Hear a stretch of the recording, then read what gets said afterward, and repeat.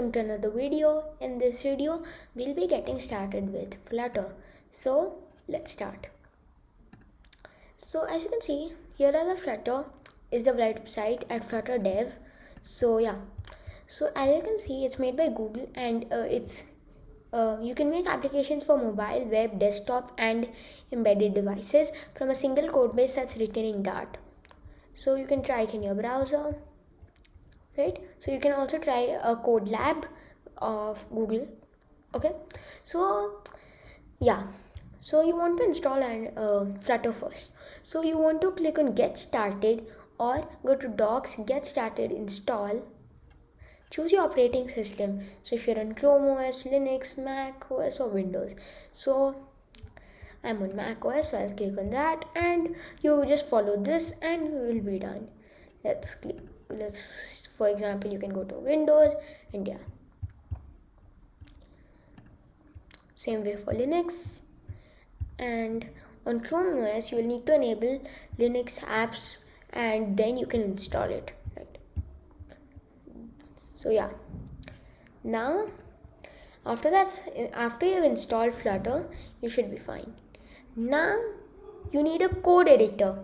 So that code editor can be any code editor you want, for example VS Code, Emacs, or Android Studio, or IntelliJ. So just choose one of these. So you can choose Android Studio or VS Code. I'll be using VS Code.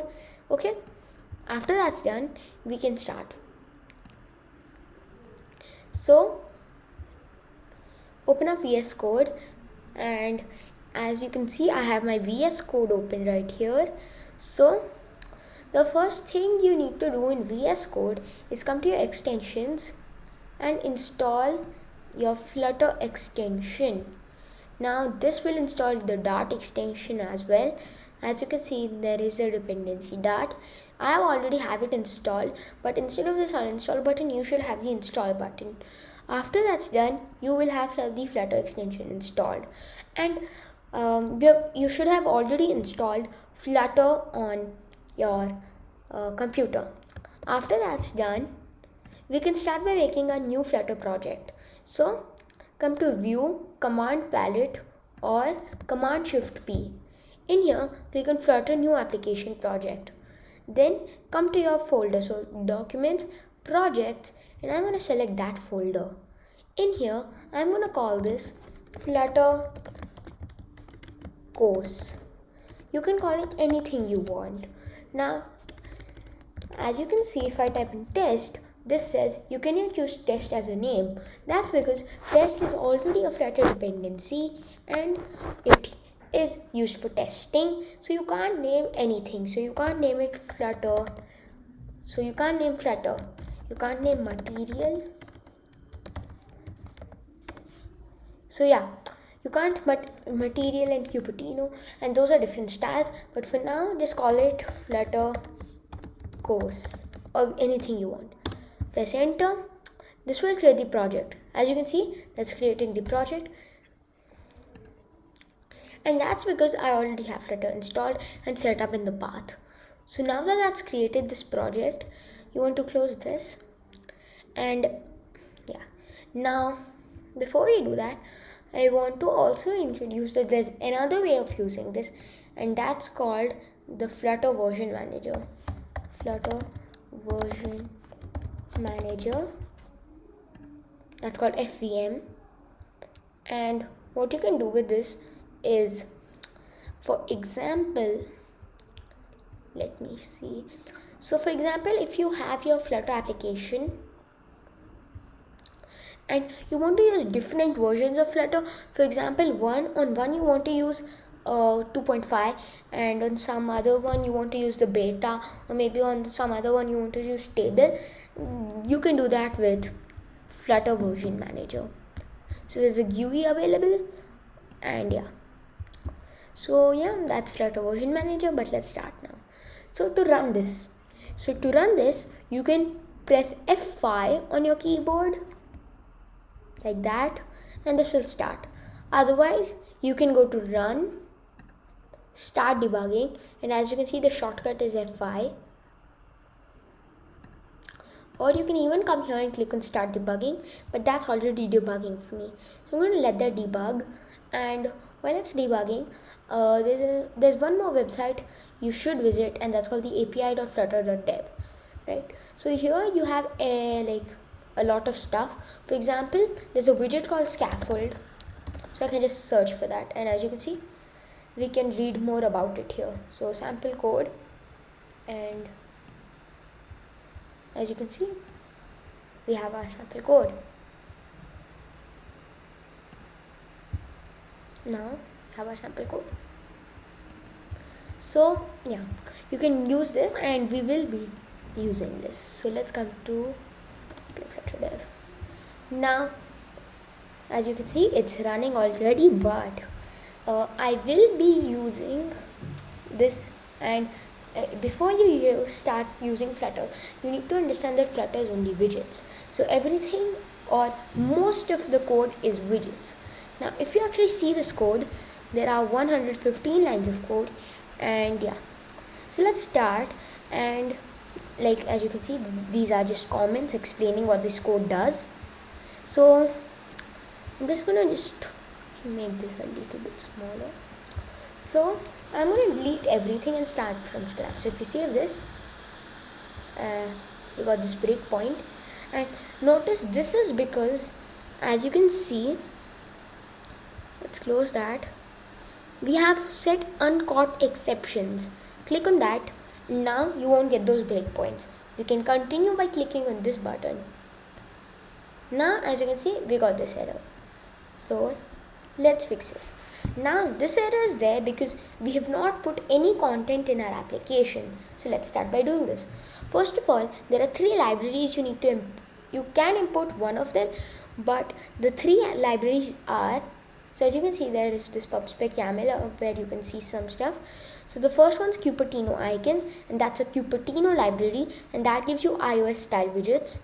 There should be then there's material design, and yeah, and then there's a widgets app, and yes, so let's show you all of them. So if we come import, we can import package, then a package is called flutter / and as you can see, there's material dart. Now instead of material dart, you can import Cupertino dart, or you could even import widgets dart. So let's say Cupertino is iOS style, while material uses material design. You can visit this at material.io, and as you can see, it uses material design. Widgets is completely custom. Okay, we'll be using material dart. Now simply so let's import material dart, and we have that uses. So actually, for example, if we come to components and let's go bottom navigation, we want to implement bottom navigation for our application. We will come to implementation, then you choose the drop down. So web, it's not available, so let's click on Flutter because we are using that. Then we can import material dart, as you can see, and yeah, you can make this. So let's see how to do that. So now that we're importing material dart, what we can do is start by, and every Dart program needs this, but we need to make a main method, and I will explain what this is. So every Dart program or every program, the main method is the first method that runs, right? And the first thing we want our app to do is run our app. So we are going to run our application. Now we need to specify our application. You could directly specify material app in this, but we will be specifying our custom app, my app. You could call this something else. So let's make this STLES. Let's call this my app. Now what I did was make a stateless widget. As I told you, everything is widget. So a stateless widget doesn't contain any state, and we will be discussing stateful and stateless widgets in other videos. But STL, as you can see, this Flutter plugin which I installed will give me this suggestion, and I'll click and I'll type in my app because that's what we want. Now there is this Flutter icon, as you can see in your Flutter project. Click, and as you can see the structure of your application or the outline. So as you can see, now we got this error because it prefers constant, and we'll type in constant there. This will increase the performance of your application. Okay, and it does. So yeah, that's with actually newer versions of Flutter. So if you don't have a newer version, you should upgrade. After that's done, we get to return. So let's see, we are making a class that extends Stateless Widget, meaning it's inheriting its code from the Stateless Widget class, which is another class, as you can see. And we are making our own key, and we will be getting into keys later. You can delete this, but this just came and I'm going to leave it. We are overriding a build method, meaning this Stateless Widget does come with a build method, its own build method, but we want to return something custom. That's why we are making our own build method, and we need to override this, otherwise it will create a new build method and it returns a widget, and that's why we are returning a container. That's a widget. We are building our context, and what context is where it is in the widget tree. So for example, I'm in the container, maybe this has a column and that has a row. So what context will do is allow you Flutter to know where in the widget tree is this. So this is your widget tree, and yeah, and then we are just returning what we want to. So we want to return a material application, right? And in here we are going to specify a home property. Fine. And in this home property, we are going to specify an application thing. So as you can see, if we see, we have some stuff here. So we have a lot of stuff, and all of these are widgets. So as you can see, all of these are widgets. So we have a scroll wheel, which about dialog, about list title, but the one we want is container, and I will be explaining other widgets. But if we save that, and now nothing happened, and why is that? We need to give this a hot restart. So click on that button. This will perform the hot restart, and that's because we interact with the state. And what state is, as actually when we had a counter application, we had some state that stored the counter, which we'll get into later, but that's why we needed to do a hot restart, because we changed the state. As you can see, there's a blank screen here. So what if you want to give some text? So let's see if there's a text property. No. So this is your parent widget, and in here there can be a child or children. So it depends on the widget you're using. Container takes a child, and in here we can specify a text widget. In here we'll go hello and welcome to Flutter, and let's save that. And now as you can see, it's looking really bad, and this is because there is no styling on it. And yeah, now we could actually add styling by doing something like style and adding this text style widget and putting our color and colors dot white. Let's save that. As you can see, that's become white. Maybe the font size, and yeah, we will get into that later. But for now, let's not return this text because this is not looking good. So there's another widget that is called material. Let's save that. Now as you can see, we have this material. Now if you notice carefully, we have this debug message, and this will go when you make your production application, but I don't want it. So we come in the material app, we search for debug, and as you can see, we have this. We're going to go false, and because this takes a boolean, and a boolean is true or false. Let's save that. Gone. Now this is giving us this because that's avoid unnecessary containers. So what we could do is just make that a material. That's it. Now we're getting this error, not exactly an error, but this is prefer const, right? So let's go constant. Actually, we can actually prefer constant. That actually, right? So yeah, in material though, we have a child property. Let's make a text widget, and let's say hello world. Let's save that. And where is the text? And it is here in the very corner just above the camera. So I want it in the center.